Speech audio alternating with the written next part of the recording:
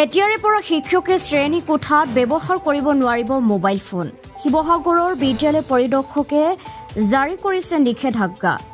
শিৱসাগৰৰ বিদ্যালয়সমূহৰ পৰিদৰ্শক দেৱজ্যোতি গগৈয়ে জিলাখনৰ প্ৰতিখন বিদ্যালয়লৈ জাৰি কৰিছে এই নিৰ্দেশনা পত্ৰ। শিক্ষকসকলে শ্ৰেণী কোঠাত ব্যক্তিগত কামৰ বাবে মোবাইল ফোন ব্যৱহাৰ কৰাত বাধা। শ্ৰেণী কোঠালৈ কোনো শিক্ষকে লৈ যাব নোৱাৰিব মোবাইল ফোন। কেৱল উপস্থিতিৰ তথ্য ৰেকৰ্ড কৰা তথা শৈক্ষিক বিষয়ৰ প্ৰয়োজনতহে মোবাইল ফোন ব্যৱহাৰ কৰিব পাৰিব। শ্ৰেণী কোঠাত শৈক্ষিক বিষয়ৰ প্ৰয়োজনত মোবাইল ফোন ব্যৱহাৰ কৰিবলগীয়া হ'লেও ল'ব লাগিব প্ৰয়োজনীয় অনুমতি। বিদ্যালয় পৰিদৰ্শকৰ এই সিদ্ধান্তক আদৰণি জনাইছে সচেতন মহলে। শিৱসাগৰৰ পৰা ৰজনীকান্ত পাংগিঙৰ প্ৰতিবেদন, প্ৰতিদিন লাইভ অসম। মই ভাবিছোঁ ছাত্ৰ ছাত্ৰীসকলৰ লগত যেতিয়া শিক্ষকসকলে ক্লাছৰুমৰ ভিতৰত থাকে তেতিয়া শিক্ষকসকলে ফুল হাৰ্টেডলি ছাত্ৰ ছাত্ৰীসকলৰ কাৰণে সময় দিব লাগে আৰু তেওঁলোকে এইখিনি কৰোঁতে যদি মোবাইলটো দৰকাৰ হয় কিবা এটা চাবৰ কাৰণে তেতিয়াহ'লে পাৰে, কিন্তু এটা প্লান হ'ব লাগে। তেওঁলোকে যাতে উদ্দেশ্যটো এটাই যে ছাত্ৰ ছাত্ৰীসকলৰ সৈতে যাতে তেওঁলোকে খুব ভালকৈ সময়টো কটাব পাৰে বা শিক্ষাদানটো খুব ভাল হয়, সেইটোৱে কথা। হয়, মই আজি ঠিক গধূলি খোলা দিন হিচাপে আজিৰ দিনটোৱে পাব।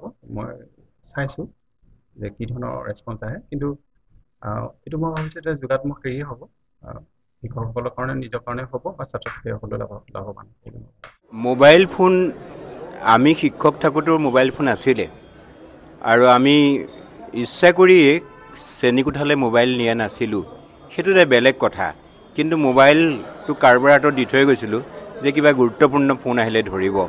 গতিকে মোবাইল নিবলৈ যদি বাধা প্ৰদান কৰিছে, হয় এটা দৰকাৰী ফোন আহি যাব পাৰে, ঘৰত কাৰোবাৰ অসুখ হৈছে বিসুখ হৈছে আহি যাব পাৰে, কিন্তু কোনোবা বিশ্বস্ত মানুহৰ হাতত মোবাইলটো দি থৈ গ'লে যদি সেই মেছেজটো বা সেই বতৰাটো প্ৰেৰণ কৰিব পাৰিব।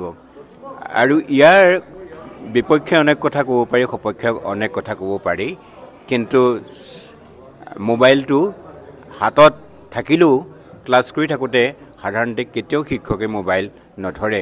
এইটো আদেশ দিলেও বা নিদিলেও পবিত্ৰ মই নিজে এজন শিক্ষক, আমাৰ দিনতো মোবাইল আছে, তেতিয়া কিন্তু আমি শ্ৰেণীকোঠাত মোবাইল কোনোদিন ব্যৱহাৰ কৰা নাছিলোঁ, পাছত ওলাই আহি চাইছিলোঁ। মই আদৰণীয় বুলিও নকওঁ, একো নকওঁ, কিন্তু শিক্ষকসকলে নিজেই জানে কি কৰা উচিত কি কৰা অনুচিত। শিক্ষকসকলে যিসকল প্ৰকৃত শিক্ষক কেতিয়াও শ্ৰেণীকোঠাত মোবাইল ব্যৱহাৰ নকৰে, আৰু যদি এনেকৈ দেখি নামটো দেখে মোবাইলটো নীৰৱ মুহূৰ্তত থয়, নামটো দেখিছে মাক বা দেউতাক, তেতিয়া হয়তো বাহিৰলৈ ওলাই আহিব পাৰে, এনেকুৱা কথা। জিলা শিক্ষা বিভাগৰ তৰফৰ পৰা আমাৰ শিক্ষকসকল সমাজৰ প্ৰতি এটা নিৰ্দেশনা জাৰি কৰা হৈছে বিশেষ স্কুলৰ শিক্ষকসকলৰ, যে মোবাইল ফোন তেখেতলোকে ক্লাছত এটেণ্ডেঞ্চৰ বাবে বাকী সময়ত ব্যৱহাৰ কৰিব নালাগে। মই ভাবোঁ এইটো এটা অত্যন্ত যোগাত্মক পদক্ষেপ, কাৰণ মোবাইলটো আমাৰ চৰকাৰে নিৰ্ধাৰণ কৰা অনুসৰি যিখিনি আমাৰ এটেণ্ডেঞ্চ তাতেই ব্যৱহাৰ হওক, বাকী সময়ছোৱাত কাৰণ একনিষ্ঠভাৱে একাগ্ৰতাৰে পাঠদান কৰিবলৈ হ'লে সেই সময়ত মোবাইল ফোনটো যদি ৰিং হৈ থাকে তেখেতলোকে নিশ্চয় মনোসংযোগ বিচ্ছিন্ন হ'ব, আৰু মনোসংযোগ বিচ্ছিন্ন হ'লে তেখেতসকলে যি ধৰণে পাঠদান কৰিব লাগে সেই পাঠদানৰ পৰা তেওঁলোকৰ মনটো তাত মনোনিৱেশ কৰিব নোৱাৰিব। মই ভাবোঁ গতিকে এইটো এটা অত্যন্ত যোগাত্মক পদক্ষেপ, আৰু তেখেতসকলে যাতে আমাৰ যিটো নিৰ্দেশনা দিয়া হৈছে সেই নিৰ্দেশনাক এটা ইতিবাচকভাৱে লৈ তেখেতলোকে সেইটো গ্ৰহণ কৰক, তেতিয়া নিশ্চয় আমাৰ ছাত্ৰ সমাজ উপকৃত হ'ব।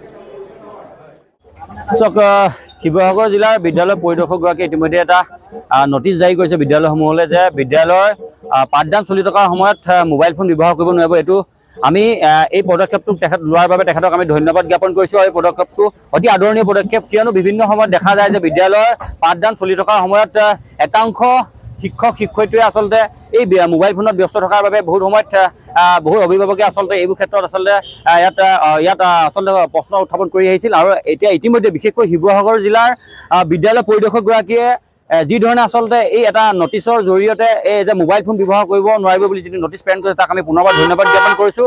আৰু যদি বা বিদ্যালয় পাঠদান সংক্ৰান্তত বা পাঠ্যক্ৰম পঢ়া সংক্ৰান্তত যদি মোবাইল ফোন ব্যৱহাৰ কৰিবলগীয়াও হয় তেতিয়া ইয়াৰ বাবে অনুমতি ল'ব লাগিব বুলি যি ধৰণৰ এটা নিৰ্দেশনা প্ৰেৰণ কৰিছে তাত অত্যন্ত আদৰণীয় পদক্ষেপ। মই ভাবোঁ আগন্তুক দিনত এই এনেধৰণৰ সিদ্ধান্ত নিশ্চয়কৈ আহিবলগীয়া দিনত বিদ্যালয়সমূহক এটা সুচাৰুৰূপে পৰিচালনা কৰাৰ ক্ষেত্ৰত পাঠদান কৰাৰ ক্ষেত্ৰত এটা নিশ্চয়কৈ সুবিধাজনক হ'ব বুলি আমি আশা প্ৰকাশ কৰিছোঁ।